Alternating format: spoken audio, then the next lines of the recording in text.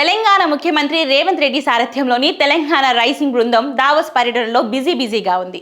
ఈ క్రమంలోనే world economic forum సమావేశాల్లో పాల్గొన్న ముఖ్యమంత్రి ప్రతి ఏడాది జూలై లేదా ఆగస్టులో హైదరాబాద్లో వరల్డ్ ఎకనామిక్ ఫోరం ఫాలోఅప్ సదస్సు నిర్వహించాలని కీలక ప్రతిపాదన చేశారు. ఈ ప్రతిపాదనకు దావోస్లో జరిగిన జాయిన్ ది రైస్ కార్యక్రమంలో పాల్గొన్న గ్లోబల్ బిజినెస్ లీడర్లు, పాలసీ నిర్ణేతలు ఏకగ్రీవంగా మద్దతు ప్రకటించారు. కాగా ప్రస్తుత గ్లోబల్ ఆర్థిక పరిస్థితులలో పెట్టుబడులు, వ్యాపార ఒప్పందాలకు ఒక సంవత్సరం చాలా ఎక్కువ సమయమని సీఎం రేవంత్ రెడ్డి స్పష్టం చేశారు. ఈ సందర్భంగా ఇటీవల హైదరాబాద్లో నిర్వహించిన తెలంగాణ రైసింగ్ గ్లోబల్ సమ్మిట్ ప్రస్తావన తీసుకొచ్చిన సీఎం ఆ సదస్సు ద్వారా 5.75 లక్షల కోట్లకు పైగా పెట్టుబడులు ఆకర్షించగలిగామని గుర్తు చేశారు. ప్రతి ఏడాది ఎంఓయూలపై సంతకాలు చేయడానికి దావోస్కు వస్తుంటామని, కానీ ఈసారి తెలంగాణ రైసింగ్ విజన్ను ప్రజాప్రభుత్వం అమలు చేస్తున్న ప్రగతిశీల పాలసీలను ప్రపంచానికి చూపించడానికి వచ్చామని అన్నారు.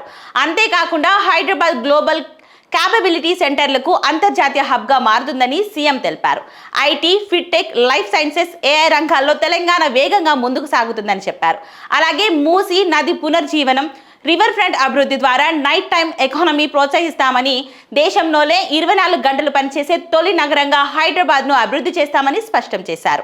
ఇక భవిష్యత్ అవసరాలకు అనుగుణంగా 30,000 ఎకరాలలో భారత్ ఫ్యూచర్ సిటీని నిర్మిస్తున్నామని, ఇందులో 50% కంటే ఎక్కువ గ్రీన్ కవర్ ఉండేలా ప్రణాళికలు రూపొందించామని సీఎం వెల్లడించారు. ఈ కార్యక్రమంలో తెలంగాణ రైసింగ్ 2047 విజన్ డాక్యుమెంట్ లక్ష్యాలను ప్రపంచ వేదికపై ప్రదర్శించారు.